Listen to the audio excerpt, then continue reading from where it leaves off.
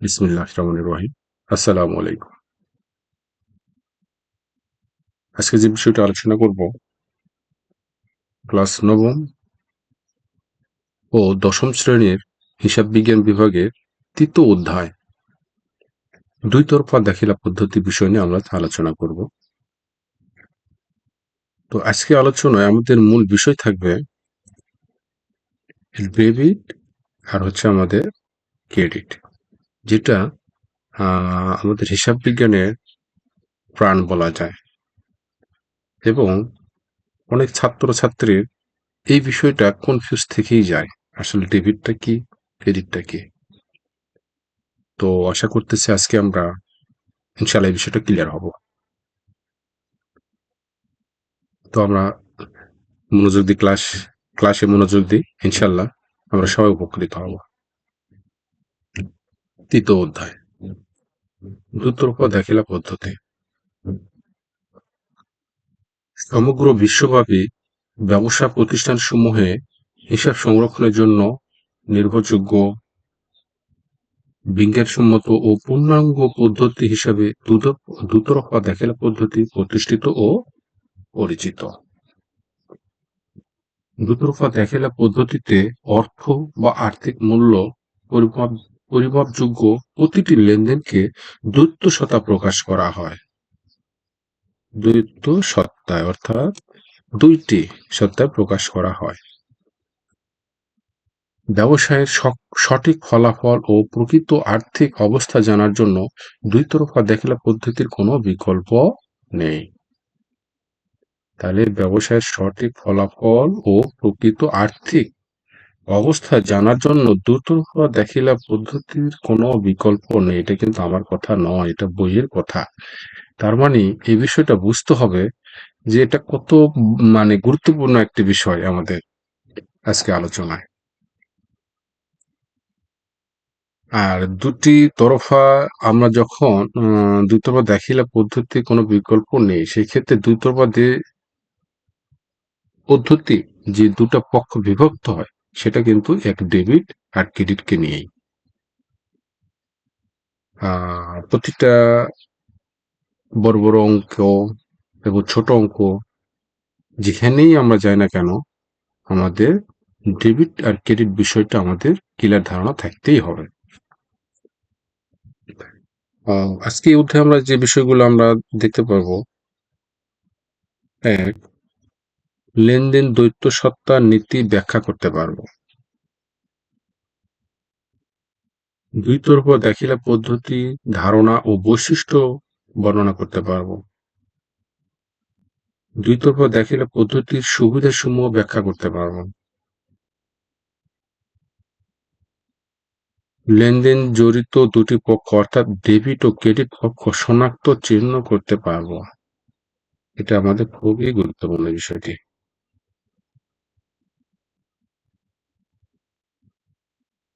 ইনশাআল্লাহ আজকে বিষয়টা ক্লিয়ার হয়ে যাব আমরা। হিসাব চক্রের বিভিন্ন ধাপ ব্যাখ্যা করতে পারবো। লেনদেনের জন্য উপযুক্ত হিসাব বইয়ে চিহ্নিত করতে পারবো। একতরফা দাখিলা ধারণা নিয়ে ব্যবসা মুনাফা নির্ণয় করতে পারবো।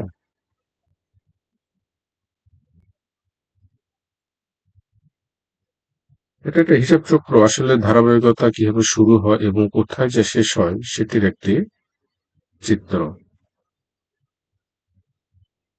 শুরুটা হয় লেনদেন দিয়ে, এক দুই চার, দেখুন এইভাবে যেতে দেওয়া আছে। আমাদের ধারাবাহিকভাবে আমরা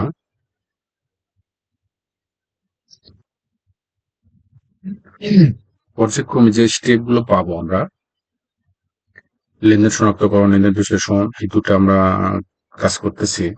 তারপরে পাবো আমরা জাবেদাভুক্ত, খতিয়ান, এই সবগুলো অঙ্ক আমরা ইনশাল্লাহ আমি প্রত্যেকটা ধাপে ধাপে ক্লাস আপনাদের সামনে উপস্থাপন করবো। তো চলুন আমরা আসলে দ্রুত বা দাখিলা পদ্ধতির ধারণা নিই।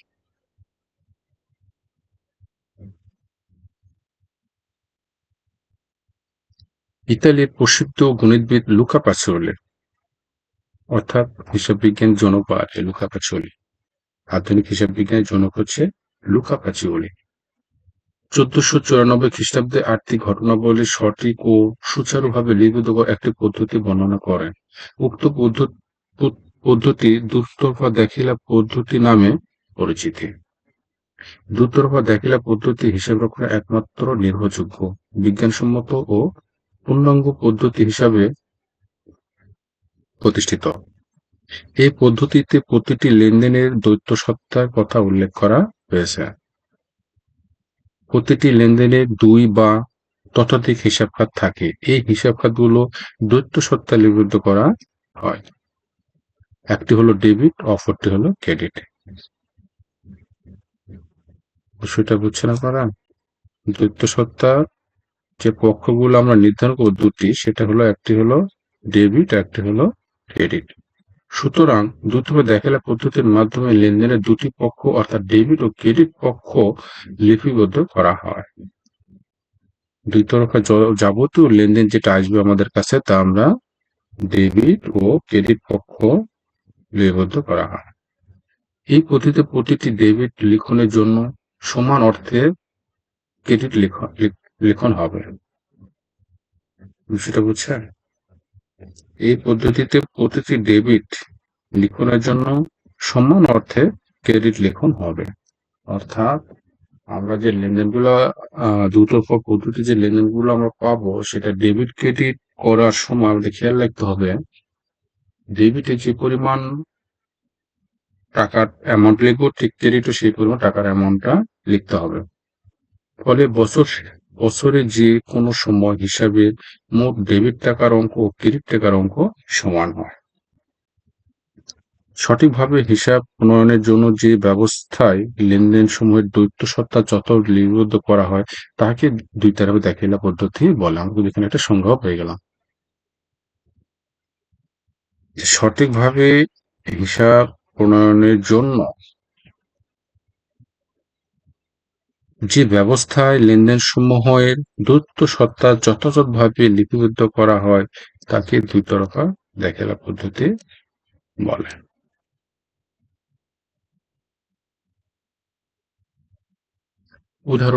উদাহরণের সাহায্যে দুই তরফা দেখাইলা পদ্ধতি ব্যাখ্যা প্রদান করা হলো। অফিস কর্মচারীর বেতন বাবদ ৫,০০০ টাকা প্রদান করা হলো। এটা একটি লেনদেন। অফিসের কর্মচারীকে বেতন বাবদ ৫,০০০ টাকা প্রদত্ত হলো। এই লেনদেনটিকে হিসাব বইতে দুই তরফা দেখিলা পদ্ধতি অনুসারে লিপিবদ্ধ করতে হলে প্রথমের মধ্যস্থিত দুটি পক্ষ নির্ধারণ করতে হবে। এই লেনদেনটির মধ্যস্থিত পক্ষ দুটি হলো বেতন, নগদা। এই বিষয়গুলো বুঝতে হবে। কিভাবে বুঝবো আমরা? লেনদেনটা আরেকবার করে নিই আমি। অফিসে কর্মচারীর বেতন বাবদ ৫,০০০ টাকা প্রদত্ত হলো। এই যে অফিসে কর্মচারীকে বেতন বাবদ প্রদত্ত হলো, এই জিনিসটা থেকে আমাদের দুটা পক্ষ বের করতে হবে। এই লেনদেনটাতে কি ঘটতেছে বোঝার চেষ্টা করুন। অফিসে কর্মচারীকে বেতন বাবদ ৫,০০০ টাকা প্রদান করা মানে এইটুকু পরেই আপনাকে বুঝতে হবে যে কি ঘটতেছে এখানে, যে আমরা কর্মচারীকে বেতন প্রদান দিচ্ছি, তার বিনিময়ে কি করতেছে, আমার কাছ থেকে নগদ টাকা চলে যাচ্ছে এবং বেতন নামে একটা খরচ লিপিবদ্ধ হবে। এই জন্য আমাদের দুটি খাতে হলো বেতন হিসাব ডেবিট, নগদ হিসাব ক্রেডিট। যেহেতু বেতন ব্যবসা প্রতিষ্ঠানের একটি ব্যয়, সেহেতু ব্যয় বৃদ্ধি পাওয়ায় বেতন হিসাব ৫,০০০ টাকা ডেবিট। আবার যেহেতু বেতন প্রদানের ফলে নগদ টাকা ব্যবসাতে চলে গেছে, সেহেতু নগদ তথা সম্পদ হ্রাস পাবে নগদানের হিসাব ক্রেডিট। সুতরাং দেখা যাচ্ছে এই লেনদেনটির জন্য বেতন হিসাব যে পরিমাণ ডেবিট হয়েছে, নগদ হিসাব সমপরিমাণ ক্রেডিট হয়েছে। এটাই হচ্ছে দুতরফা দেখালা পদ্ধতির মূলনীতি। আশা করতেছি বিষয়টা বুঝতে পারছেন আপনারা। যে লেনদেন দুটি পক্ষ বের করব, ডেবিট আর ক্রেডিট, এবং দুটিরই অ্যামাউন্ট সমান হবে। দুই তরফা দেখালা পদ্ধতির মূল নীতি বা বৈশিষ্ট্য। হিসাব বিজ্ঞানের সবচেয়ে নির্ভরযোগ্য বিজ্ঞানসম্মত পূর্ণাঙ্গ ও স্বয়ংসম্পন্ন হিসাব সংকলন পদ্ধতি হচ্ছে দুতরফা দেখালা পদ্ধতি। সুতরাং দুতরফা দেখিলা পদ্ধতিতে দুতরফা দেখিলা পদ্ধতিতে অর্থ বা আর্থিক মূল্য পরিমাপযোগ্য প্রতিটি লেনদেনকে দ্বৈত সত্তায় প্রকাশ করা হয়। ফলে একটি হিসাব খাতকে প্রাপ্ত সুবিধার জন্য ডেবিট, অপর হিসাব খাতকে প্রদত্ত সুবিধার জন্য ক্রেডিট হয়। দুইতরফা দেখিলা পদ্ধতির মূলনীতি বা বৈশিষ্ট্য নিম্নরূপ। তাহলে দুইতরফা দেখিলার বৈশিষ্ট্য সম্পর্কে আমরা জানি যে তার প্রথম একটা বৈশিষ্ট্য হলো দ্বৈত সত্তা। প্রতিটি লেনদেনে কমপক্ষে দুটি হিসাব থাকবে। ডেবিট ও ক্রেডিট নির্ণয় করার পূর্বে প্রতিটি লেনদেন জড়িত হিসাবখাতসমূহ বের করে তাদের প্রত্যেকটি কোন শ্রেণী হিসাব তা নিরূপণ করতে হয়। তারপর দুতরফা দেখিলা অনুযায়ী প্রতিটি হিসাব ডেবিট ও ক্রেডিট নির্ণয় করতে হয়। আর ডেবিট ক্রেডিট কিভাবে নির্ণয় করতে, এটা আমি পরবর্তী বিস্তারিত আলোচনায় পাবো আমরা। দাতা ও গ্রহীতা। দাতা মানে যে দিবে আর গ্রহীতা মানে যে গ্রহণ করবে। প্রতিটি লেনদেন সুবিধা গ্রহণকারী গ্রহীতা, সুবিধা প্রদানকারী দাতা হিসেবে কাজ করবে। ডেবিট ক্রেডিট করা। সুবিধা গ্রহণকারী হিসাবে ডেবিট এবং সুবিধা প্রদানকারী হিসাবে ক্রেডিট করা হয়। সমান অঙ্কের আদান প্রদান। প্রতিটি লেনদেনের ডেবিট ও ক্রেডিট টাকার হিসাব সমান হবে। প্রতিটি লেনদেনের ডেবিট ও ক্রেডিট টাকার পরিমাণ সমান হবে। সামগ্রিক ফলাফল। যেহেতু প্রতিটি লেনদেন ডেবিট ক্রেডিট বিশ্লেষণ করে সমপরিমাণ টাকার অঙ্ক দ্বারা লিপিবদ্ধ করা হয়, সেহেতু সামগ্রিক ফলাফল নির্ণয় সহজ হয়। মোট লেনদেনের ডেবিট দিকে যোগফল ও ক্রেডিট দিকে যোগফল সমান হয়। দুইতরফা দেখিলা পদ্ধতির সুবিধাসমূহ। এই বিষয়ে বিস্তারিত আলোচনা করবো না, শুধু আমরা হেডলাইনটা দেখে যাব। দুইতরফা দেখিলা পদ্ধতির সুবিধাসমূহ: পূর্বপূর্ণ হিসাব সংরক্ষণ, লাভ লোকসান নিরূপণ, গাণিতিক শুদ্ধতা যাচাই, আর্থিক অবস্থা নিরূপণ, ভুল ত্রুটি ও জালিয়াতি উদ্ঘাটন ও প্রতিরোধ, ব্যয় নিয়ন্ত্রণ, মোট দেনা ও পাওনার পরিমাণ নির্ণয়, সঠিক কর নির্ধারণ, সহজ প্রয়োগ, সার্বজনীন স্বীকৃতি। তাহলে আমরা দুইতরফা দেখিলে যদি আমরা হিসাব সংরক্ষণ করি তাহলে আমরা এই সুবিধাগুলো পাবো। বিস্তারিত করে নিন, তেমন জটিল না, ইজি। আমরা আসল আলোচনায় আসি। ডেবিট ক্রেডিট নির্ণয় নিয়মাবলী।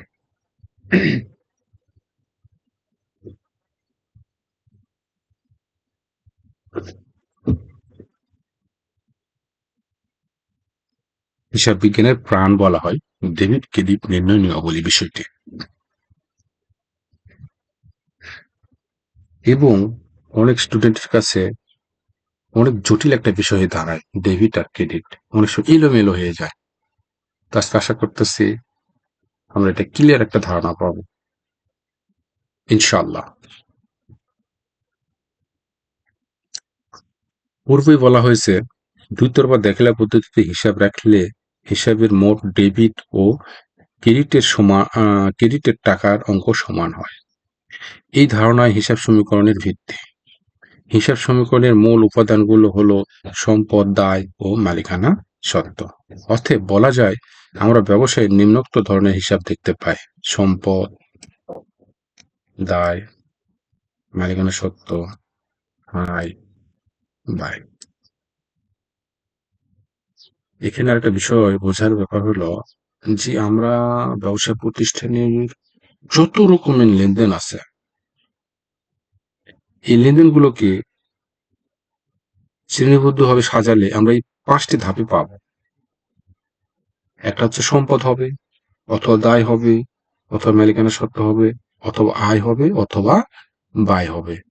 মানে এই 5টির বাইরে কোনো শ্রেণীবদ্ধতে যাবে না লেনদেন। সেটা যদি লেনদেন হয় তাহলে অবশ্যই আমার এই 5টি শব্দের আওতায় আসতে হবে।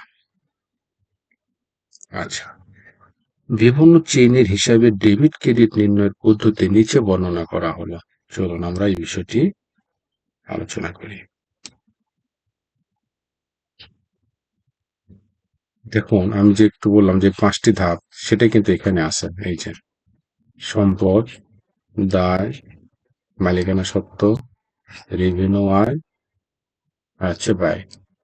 এর বাইরে কোনো হিসাব আমরা পাবো না।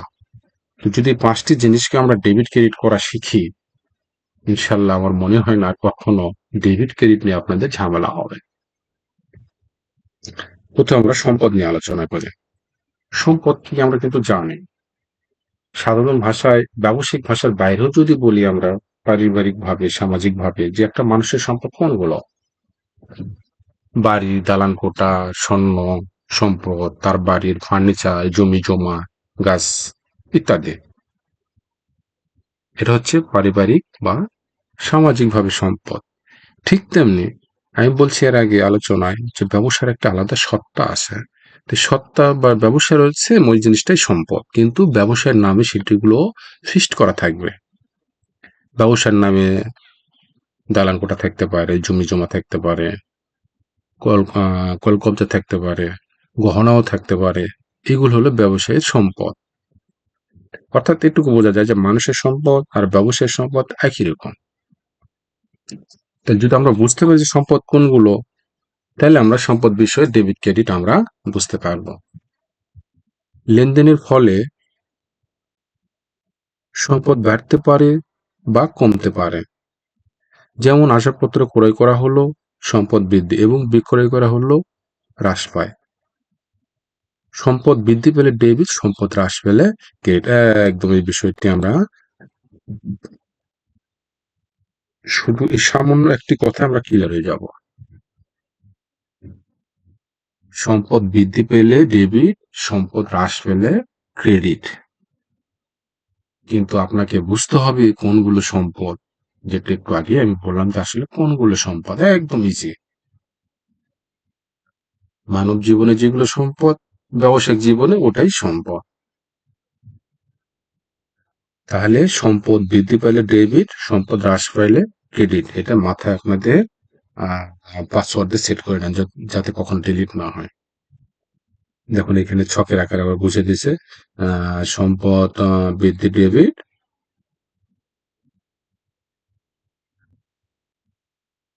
হ্রাস পেলে ক্রেডিট। এটা আমাদের সম্পদের বিষয় গেল। এবার আসবো আমরা দায়ে।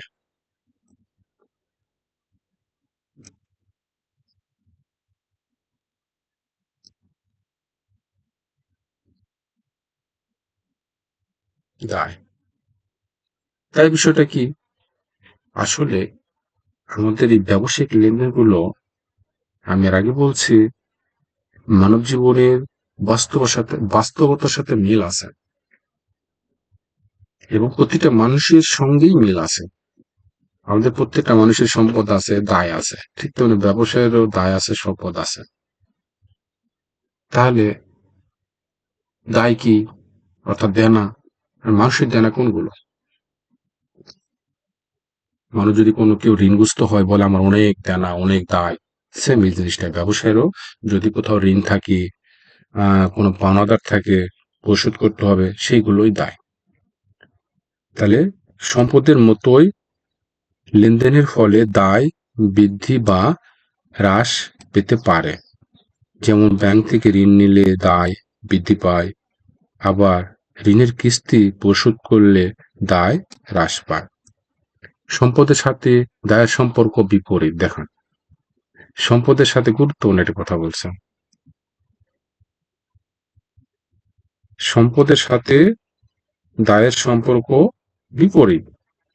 তাই দায় বৃদ্ধি পেলে ক্রেডিট ও হ্রাস পেলে ডেবিট।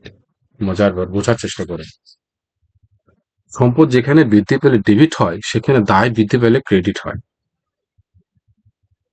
সম্পদ হ্রাস পাইলে ক্রেডিট হয়, আর দায় হ্রাস পাইলে ডেবিট হয়। আশা করতেছি বিষয়টা বুঝতেছেন আপনারা। যদি ব্যবসায়ের দায় বৃদ্ধি পায়, তাহলে হবে ক্রেডিট। এই যে দেখুন, আর দায় হ্রাস পাইলে ডেবিট। অর্থাৎ সম্পদ আর দায় একটু ব্যতিক্রম ধর্ম,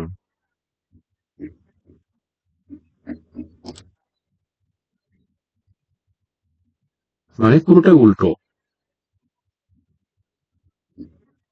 বিষয়টি কি আপনাদের ক্লিয়ার?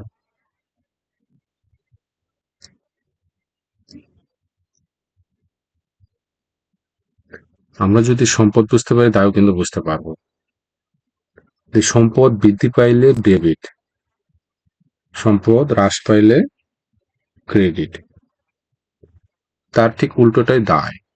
দায় বৃদ্ধি পাইলে ক্রেডিট, দায় হ্রাস পাইলে ডেবিট। আশা করতে বুঝতে পারতেছেন। নেক্সট আলোচনায় আসি আমরা। মালিকানা সত্ত্ব। ব্যবসা শুরু করার জন্য মালিক প্রথমে মূলধন আনে, ফলে মালিকানা সত্ত্ব বৃদ্ধি পায়। আবার মালিক ব্যবসা থেকে ব্যক্তিগত প্রয়োজনে উত্তোলন করলে মালিকানা সত্ত্ব হ্রাস পায়। এটা স্বাভাবিক। মালিক যদি মূলধন ব্যবসাতে দেয়, টাকা দেয়, তাহলে মালিক সত্ত্ব বৃদ্ধি পাবে। আর মালিক যদি ব্যবসা থেকে টাকা উঠায়, তাহলে মালিকের সত্ত্ব হ্রাস পাবে। মালিকানা সত্ত্ব প্রতিষ্ঠানের জন্য এক ধরনের দায়। বিষয়টা বোঝেন। মালিক যে ব্যবসায় টাকাটা দিল, এটা কিন্তু প্রতিষ্ঠানের জন্য দায়। কারণ হিসাব বিজ্ঞান নীতিতে অনুযায়ী মালিক ও ব্যবসার প্রতিষ্ঠান আলাদা সত্তা, আমি যেটা বলছিলাম। কারণ হিসাব বিজ্ঞানের নীতি অনুযায়ী মালিক ও ব্যবসায় প্রতিষ্ঠানের আলাদা সত্তা। ফলে দায়ের মতোই মালিকানা সত্ত্ব বৃদ্ধি পেলে ক্রেডিট এবং হ্রাস পাইলে ক্রেডিট। একদম সিম্পল হিসাব। এটা দায়ের, আমরা একটু আগে যে দায়কে ডেবিট ক্রেডিট করলাম, সেম সূত্র এখানে প্রয়োগ হবে। অর্থাৎ দায় আর মালিকানা সত্ত্ব ডেবিট ক্রেডিট করণের একই নীতি। যদি আপনাদের সঙ্গে লাইভে ক্লাস আসতে পারতাম, আরো মজা হইতো। আসলে কি বুঝলো কে বুঝলো না, যদি না বুঝলে আমি আবার রিপ্লাই করতাম, তো খুবই সবাই এখানে লাইভ সিস্টেম নাই বা লাইভ করতেছি না। যাই হোক, এইভাবে যতটুকু বোঝানোর চেষ্টা করতেছি, আপনারা আশা করতেছি বুঝবেন। তাহলে যদি আমরা দায় বুঝে যাই, দায় কিভাবে ডেবিট ক্রেডিট করতে হবে, মালিকানা সত্ত্ব একই শর্তে ডেবিট ক্রেডিট হবে। সেটা কি? যে মালিকানা সত্ত্ব বৃদ্ধি পেলে ক্রেডিট এবং হ্রাস পাইলে ডেবিট। ওকে, এবার এসে আমরা রেভিনিউ বা আয়। ব্যবসায়ের মূল উদ্দেশ্যই হচ্ছে মুনাফা অর্জন করা। প্রকৃতপক্ষে মুনাফা হচ্ছে রেভিনিউ বা আয়ের ওই অংশ যা ব্যয় অপেক্ষা অধিক। এটা বুঝছেন আপনারা? ব্যবসায়ের মূল উদ্দেশ্য হচ্ছে মুনাফা অর্জন করা। প্রকৃতপক্ষে মুনাফা হচ্ছে রেভিনিউ বা আয়ের ওই অংশ, রেভিনিউ বা আয়ের ওই অংশ যা ব্যয় অপেক্ষা অধিক। অর্থাৎ একটা কলম মনে করেন যে আমি 4 টাকাতে ক্রয় করলাম, 5 টাকাতে বিক্রয় করলাম। তাহলে বিক্রয় মূল্য থেকে যদি আমি ব্যয় বাদ দিই, অর্থাৎ 5 টাকা থেকে 4 টাকা, তাহলে কিন্তু আমার 1 টাকা প্রফিট। এটাই বোঝাতে চাচ্ছে। সুতরাং আমরা বলতে পারি রেভিনিউ বা আয় মালিকানা সত্ত্বের বৃদ্ধি ঘটায়। রেভিনিউ বা আয় মালিকানা সত্ত্বের বৃদ্ধি ঘটায়। তাই রেভিনিউ বা আয় বৃদ্ধি পেলে ক্রেডিট এবং হ্রাস পেলে ডেবিট হয়।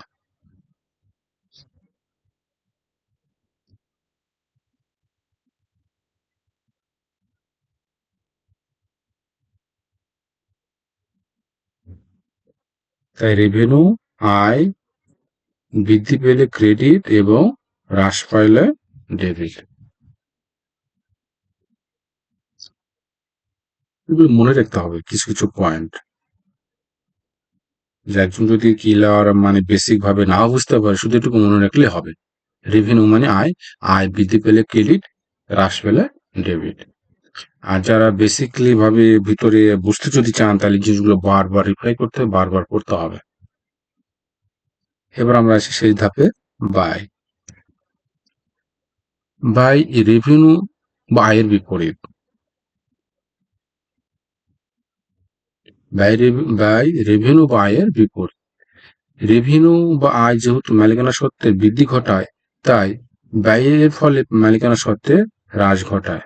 ব্যবসায়ের ব্যয় মালিকানা সত্ত্বে কমে দেয়, তাই ব্যয় বৃদ্ধি পেলে ডেবিট এবং হ্রাস পেলে ক্রেডিট। অর্থাৎ কি বুঝলাম আমরা, যে ব্যবসায় যদি খরচ হয় তাহলে ডেবিট, আর হ্রাস পাইলে ক্রেডিট। আর আমরা যদি আয় ব্যয়কে আমরা হিসাবে বলি যে ডেবিট কোনটা ক্রেডিট কোনটা, অর্থাৎ আমি বুঝতে চাচ্ছি এই যে রেভিনিউ মানে আয় আর হচ্ছে ব্যয়, ডেবিট কোনটা ক্রেডিট কোনটা। এক্ষেত্রে বুঝবো আমরা যে ব্যয় হলো ডেবিট আর আয় হলো ক্রেডিট।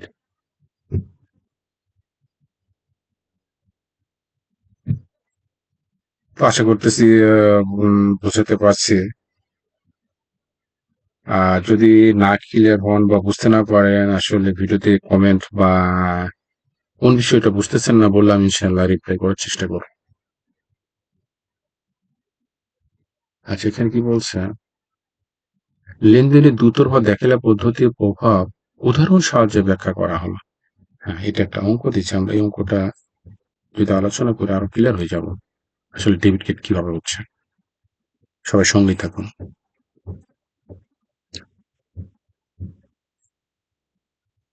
একটা সমাধান করার জন্য নিচে একটি ছক দেখানো হয়, ছকটাকে আমরা দেখে নিই। উপযুক্ত লেনদেন ডেবিট ও ক্রেডিট পক্ষ কারণ সহ চিহ্নিত করা হলো। এটি কোনো অনুমতি ছক নয়, এটা জাস্ট বোঝার জন্য। মানে এটা মানে আমাদের যেমন আরো অন্যান্য অঙ্ক আছে, অঙ্ক করতে গেলে যে একটা নির্দিষ্ট ছক আছে, এটা সেই ছক মানে ইয়ে না, ফিক্সড ভাবে না, আপনি অন্যভাবেও এই জিনিসটা বুঝে আলাদা করতে পারেন। তো এটা এভাবে সুন্দর, এটাতে আমরা বুঝি। আচ্ছা, 1 নম্বর বলছে কি দেখান,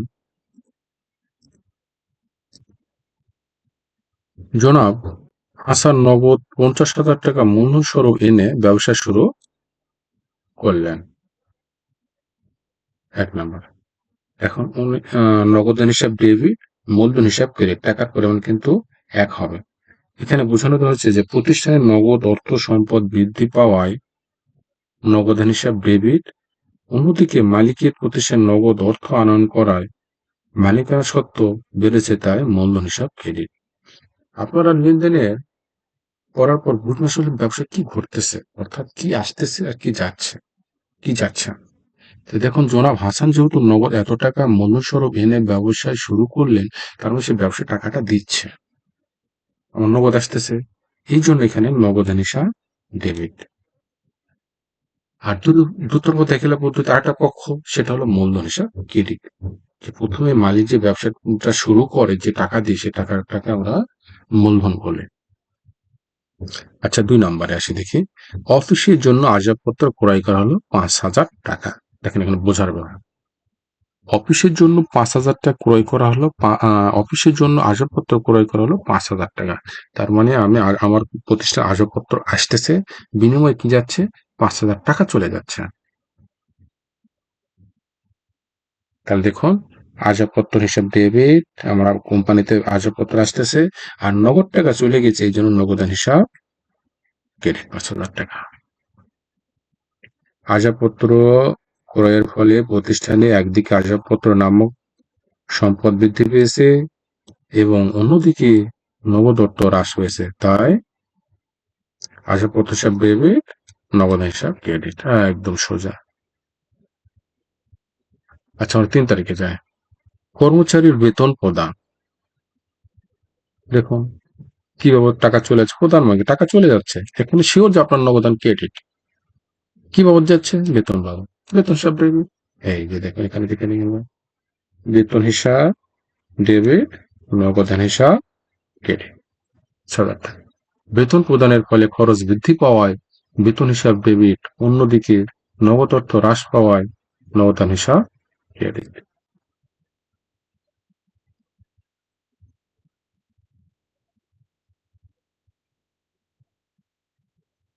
আচ্ছা, পরবর্তী লেনদেনে যে আমরা পণ্য ক্রয় 20,000 টাকা ক্রয়, ব্যবসায় পণ্য আসতেছে, তার বিনিময়ে টাকা চলে যাচ্ছে, ক্রয় ডেবিট, নগদান ক্রেডিট। চলো, এই যে দেখো, ক্রয় হিসাব ডেবিট, নগদান হিসাব ক্রেডিট।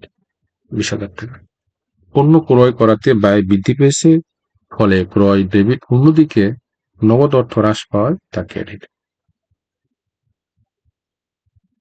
5 নাম্বার, ব্যাংকে জমা দেওয়া হলো 25,000 টাকা,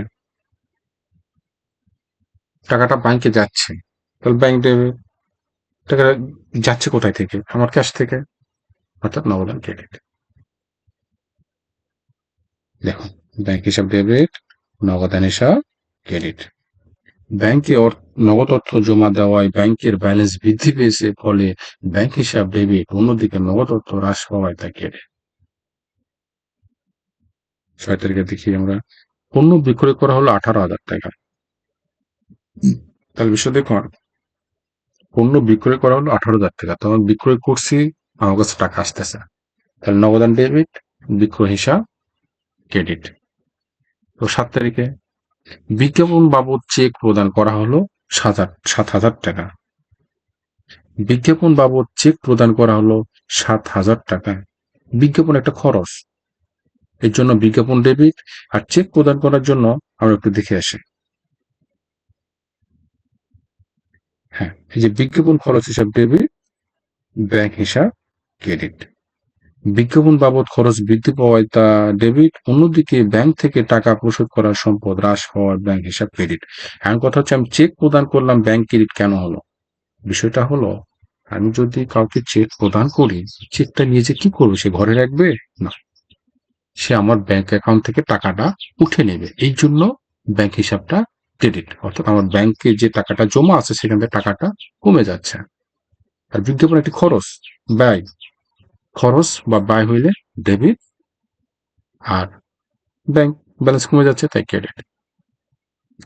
আচ্ছা, আমরা 8 নাম্বার দেখে, কমিশন পাওয়া গেল, কমিশন কমিশন পাওয়া গেল 3,000 টাকা।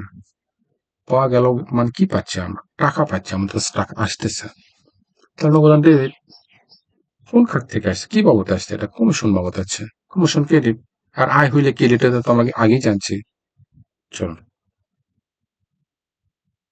এই যে নগদান হিসাব ডেবিট, কমিশন আয় হিসাব ক্রেডিট। কমিশন নগদে প্রাপ্ত হওয়ায় নগদ সম্পদ বৃদ্ধি পেয়েছে, তাই নগদ হিসাব ডেবিট, অন্যদিকে কমিশন নামক আয় বৃদ্ধি পাওয়ায় তা ক্রেডিট। এই যে আমরা আগে বলছি যে আয় বৃদ্ধি পাইলে ক্রেডিট, তাই এখানে আয় ক্রেডিট হয়ে গেল। ব্যাংকের নিকট হতে সুদ পাওয়া গেল 1,200 টাকা। দেখুন, ব্যাংক হিসাব ডেবিট, ব্যাংক সুদ হিসাব ক্রেডিট। এখন অনেকে বলতে পারেন যে ব্যাংক সুদ পাওয়া গেল, তাহলে তো নগদ পাইলাম, নগদ হিসাব ডেবিট কেন হলো না? না, হবে না। ব্যাংক সুদ মঞ্জুর করায় ব্যাংক ব্যালেন্স বৃদ্ধি পেয়েছে, অর্থাৎ দেখবেন নির্দিষ্ট একটি মেয়াদ শেষে সবার অ্যাকাউন্টে ব্যাংক থেকে মেসেজ যায়, যাদের ফিক্সড ডিপোজিট বা যেভাবে ব্যাংকে জমানো থাকে টাকা, নির্দিষ্ট মেয়াদ শেষে যে সে ব্যাংক থেকে যে লাভটা পায়, সেই লাভটা কিন্তু তার অ্যাকাউন্টে যোগ হয়ে যায়। আর মেসেজ আসে যে আপনার অ্যাকাউন্টে এত টাকা বৃদ্ধি পেয়েছে। তার মানে সে টাকাটা সরাসরি আমার হাতে আসে নাই, সেই টাকাটা ব্যাংক অ্যাকাউন্টেই জমা হয়ে আছে, এই জন্য ব্যাংক হিসাবটা ডেবিট। আর ওখানে যে ব্যাংক হিসাবে টাকাটা বৃদ্ধি পেইলো, এটা কি বাবদ পাইলো? ব্যাংক সুদ হিসাব ক্রেডিট। এই জন্য ব্যাংক সুদ মঞ্জুর করায় ব্যাংক ব্যালেন্স বৃদ্ধি পেয়েছে, ফলে ব্যাংক হিসাব ডেবিট, অন্যদিকে সুদ নামক আয় বৃদ্ধি পাওয়ায় তা ক্রেডিট। কত সুন্দর করে বইয়ে বুঝে দেওয়া আছে, কিন্তু দুঃখের বিষয়, আমরা কেউ থিওরিতে মনোযোগ দেই না, সবাই আমরা অঙ্ক অঙ্ক অঙ্ক অঙ্ক করে নিয়ে শেষ হয়ে যায়। আমি মনে করি প্রত্যেকটা অঙ্ক শুরু করার আগে আমাদের থিওরি বেসিক জিনিসগুলো সুন্দর করে জানা দরকার, তাহলে অঙ্কটা আমরা বুঝতে পারবো এবং দ্রুত বুঝতে পারবো। এবার আমরা 10 তারিখে যাই দেখি, ধারে পণ্য বিক্রয় করা হলো 15,000 টাকা। ধারে মানে বাকিতে, মানে বিক্রয় করছি কিন্তু টাকা এখনো পাইনি। চলুন আমরা দেখুন, এই দেনাদার হিসাব ডেবিট, বিক্রয় হিসাব ক্রেডিট।